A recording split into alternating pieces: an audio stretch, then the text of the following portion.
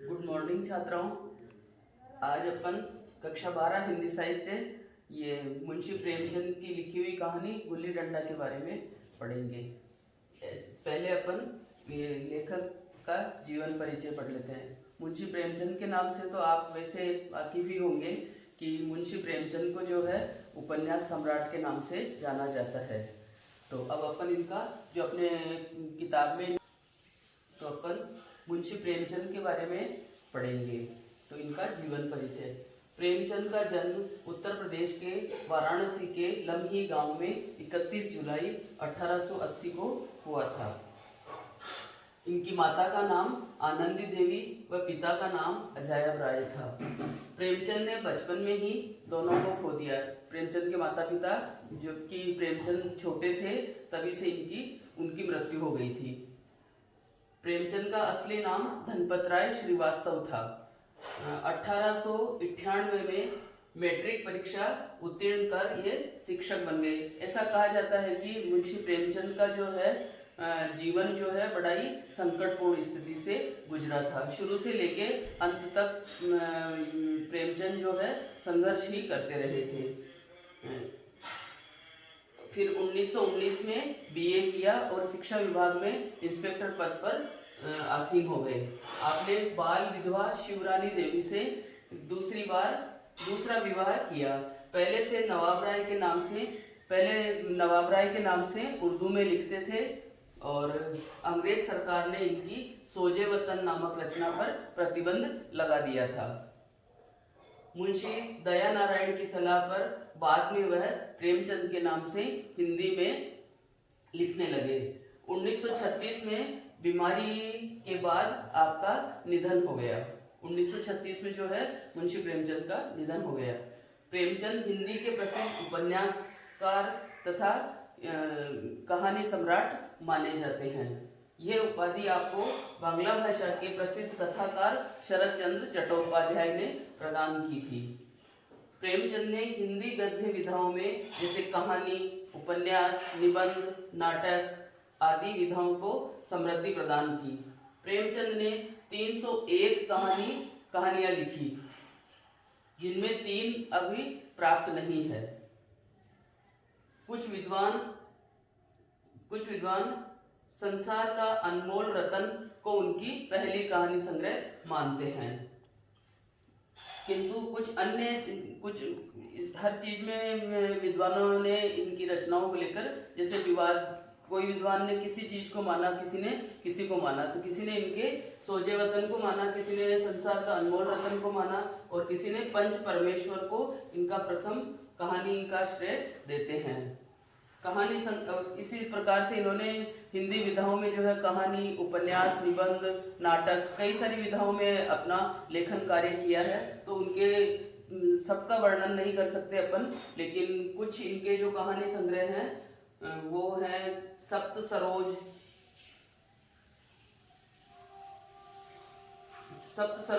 नवनिधि, प्रेम पूर्णिमा, प्रेम पच्चीसी और प्रेम प्रतिमा, प्रेम द्वादशी, समर यात्रा। ये इनकी मुख्य कहानियां हैं। और इसी प्रकार से उनके जो है उपन्यास है वो है वरदान, प्रेमा, रूठी रानी, सेवा सदन, प्रेमाश्रम, रंगभूमि, कायाकल्प, निर्मला और गबन, कर्मभूमि, गोदान तथा मंगलसूत्र इनका जो है अधूरा उपन्यास रह गया था, जिसको कि इनके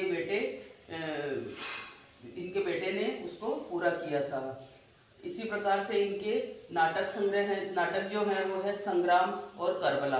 कई सारे हैं लेकिन अपन ने सबका वर्णन नहीं किया है। और निबंध का कार्य जो किया वो प्रेमचंद द्वारा विविध प्रसंग पर लिखा।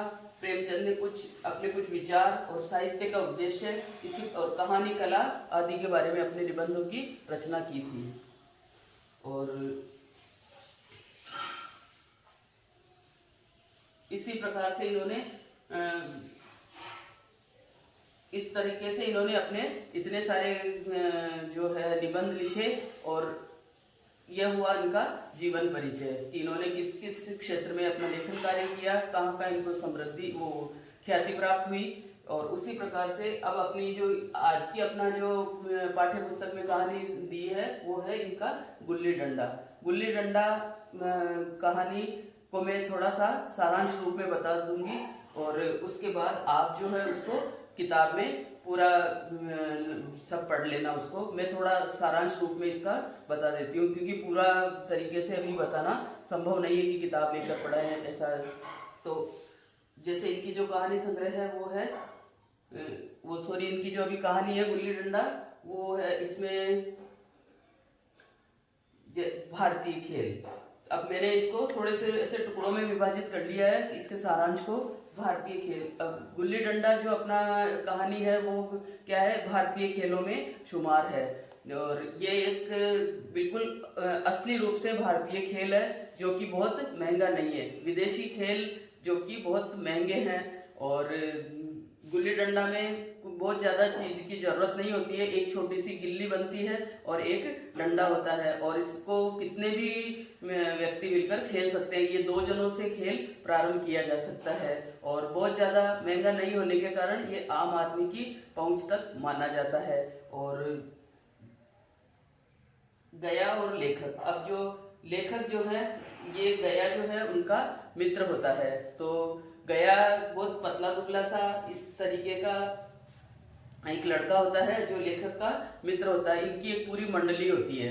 तो ये लोग क्या करते हैं कि कहीं भी जगह देखकर अपना खेल प्रारंभ कर देते हैं और खेल में गया नाम का जो पात्र है वो इतना पारंगत होता है कि उसको जब होता क्या है कि जैसे ही खेलते हैं तो एक जना गिल्ली से मारता है और वही व्यक्ति जो है फिर डंडे से अपने एक तरीके से रन बनाता है कि भाई किसने कितने बनाए, किसने कितने। और जब वो गिल्ली को फेंकता है तो अगर कोई भी व्यक्ति उसको लपक कर पकड़ लेता है तो वो व्यक्ति आउट माना जाता है। इस तरीके से ये खेल खेला जाता है। और गया जो है गिल्ली लपकने में बड़ी ही मतलब महारत हासिल कर रखी है उसने और जिस टीम की तरफ गया होता है वो टीम तो कभी हारती ही नहीं है। क्यों? क्योंकि गया जो है पतला दुबला सा एक लड़का है तो वो क्या किसी को जीतने ही नहीं देता है। जिस टीम में गया होता है तो सब बच्चे सोच लेते हैं कि अब तो वो टीम की जीत निश्चित है। और एक बार जब ये खेल खेल रहे होते हैं तो गया जो है वो लेखक की तरफ नहीं होता है, लेकिन जब लेखक एक में जब इनको ऐसे आपस में मतलब गिल्ली मारने का जो काम करते हैं वही वो बनाता है, रन भी बनाता है एक तरीके से। तो गया जो है वो मानता नहीं है। गया द्वारा प्रतिरोध की लेखक जो है बहुत ज्यादा उसमें वो मतलब बहुत वो 420 करने की सोचते हैं कि मैं उसको छक्का दूं। गया जो है कि है ना लेखक का प्रतिरोध करता है। एक बार क्या जब वो खेल रहे होते हैं तो गया तो अपना चांस पूरा खेल लेता है और लेखक जब उसको खिलाने लगते हैं तो गया आउट नहीं होता है, लेकिन लेखक चाहते हैं कि उसको कैसे भी मैं आउट मान लूं और उसको आउट गिल्ली फेंक कर कह देते हैं कि तुम आउट हो। लेकिन गया जो है वो इस बात को मानने के लिए तैयार नहीं होता है और जब तैयार नहीं होता है तो दोनों आपस में झगड़ने लगते हैं। लेखक जो है अपने घर भागने लगते हैं कि भाई मैंने तो खेल लिया, मुझे नहीं खेलना है, तुम हार गए ऐसा करके जाने लगता है। लेकिन गया जो है उसको कस के पकड़ लेता है, फिर दोनों में बहुत हाथापाई हो जाती है। गया जो है जो गिल्ली और वो डंडा होता है खेलने वाला उसी से उस लेखक की कमर में एक डंडा मार देते हैं और बहुत तेज मार देते हैं तो लेखक जो है रोने लगते हैं। और खेल जो है अधूरा छोड़कर ही अपने घर जाने लग गया। और जब घर जाने लगा तो रास्ते में उसको लगा कि मैं एक मामूली से लड़के से ही पिट के आया हूँ, क्योंकि लेखक जो है वो एक थानेदार का बेटा होता है। लेकिन उसको खुद को मन में पता होता है कि मैं गलत हूँ, तो वो घर पे जाके नहीं बताता है। और इस तरीके से जो है लेखक के मन में वो बात जो है चुप जाती है कि एक छोटे से तुच्छ लड़के से, मेरे दोस्त से मैं पिट कर आ गया हूँ और लेखक को अच्छा नहीं लगता है और काफ़ी टाइम गुजर जाता है। कुछ टाइम बाद समय बाद क्या होता है कि लेखक के पिताजी का जो है तबादला किसी दूसरे शहर में हो जाता है। तो लेखक को तो बहुत अच्छा लगता है कि अच्छा मैं नई जगह जाऊंगा और नया ना वहाँ सब कुछ नया नया होगा। और लेकिन मन में ये सोचते हैं कि मुझे इस गांव की तो ज़रूर याद आएगी और वो वहाँ से चले जाते हैं। और लेखक जो बाद में वहाँ से जाने के बाद वो एक इंजीनियरिंग में उनका नंबर आ जाता है तो वो इंजीनियर बन जाते हैं। और 20 साल बाद वो वापस दौरे के मतलब सरकारी दौरे पर उसी गांव में आते हैं। जैसे ही वो लेखक उस गांव में आता है तो उनको वापस वो अपनी पुरानी यादें ताज़ा हो जाती है कि कभी हम इस गांव में रहा करते थे और गया नाम के लड़के के साथ हमारी बहुत बड़ी टीम हुआ करती थी और हम जो है यहाँ गिल्ली डंडा खेला करते थे।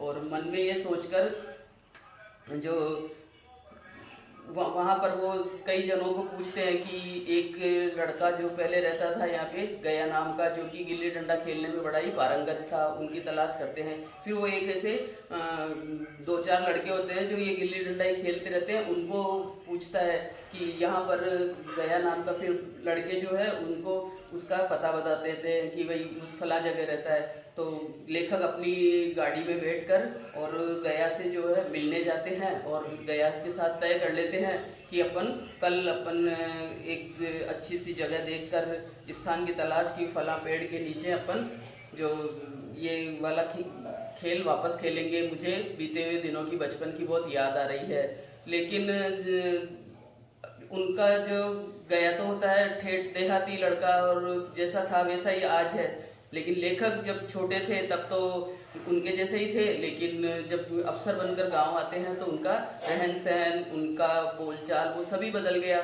ये जो उन दोनों में आपसी जो अंतर है वो गया को कहीं ना कहीं मन में कचोटता है। और लेखक जब उसको बोलते हैं कि अपन कल गिल्ली डंडा खेलेंगे पीपल के पेड़ के नीचे, तो बहुत अनमने ढंग से गया जो है उस बात को हाँ कर लेता है कि चलो खेलेंगे। दूसरे दिन जब लेखक उसको ठीक समय जो उनका तय होता है उस पर उसको लेने आते हैं और जब खेलने जाते हैं तो कहाँ गया जब छोटा था, जब खेलता था तो हर चीज़ का विरोध करता था, गलत बात के लिए किसी से भी लड़ लेता था, किसी को भी कुछ की ना गाली गलौज कर देता था। लेकिन अब जो एकदम से सहमा हुआ सा लेखक के साथ खेलने तो चला जाता है, लेकिन वो वाली बात नहीं रहती जो आज के 20 साल पहले थी जब वो लोग खेला करते थे।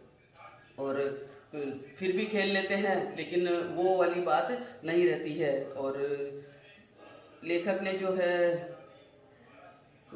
दूसरे दिन जब वो खेलने के लिए एकत्रित होते हैं तो लेखक ने एक टहनी काट कर एक की तो गिल्ली बना लेते हैं और एक का डंडा बना लेते हैं और उसके बाद जो है वो खेलने लगते हैं। और गया कहाँ लपक कर सारी गिल्ली को पकड़ लेता था, किसी को भी आउट कर देता था और उसी की टीम जीतती थी। लेकिन उस दिन वो बड़े अनमने ढंग से खेलता तो वो थोड़ी सी देर खेल कर वहाँ से चला जाता है। और उसके बाद अगले दिन खेलने का फिर निमंत्रण देता है लेखक को कि अब कल खेलेंगे। तब वो अपने सारे छोटे छोटे जो पहले के उसके जो दोस्त होते हैं उनको लेकर आता है और लेखक के साथ वो खेल खेलते हैं। लेकिन तब लेखक को अच्छा नहीं लगता है कि जो एक सामान्य तरीका जिससे हम पहले खेला करते थे तो वो वाली बात आज गया में दिखाई नहीं दे रही है। वो एकदम से बिजली सी उसकी मतलब लपक कर गिल्ली पकड़ लेना, वो सारी चीज़ें उनको दिखाई नहीं देती है। तो अब कहने का मतलब है कि गिल्ली डंडा से उनकी दोस्ती की जो छोटी सी शुरुआत हुई थी वो लेखक के अफसर बन जाने पर वो किस तरीके से दूरियों में बदल गई और वो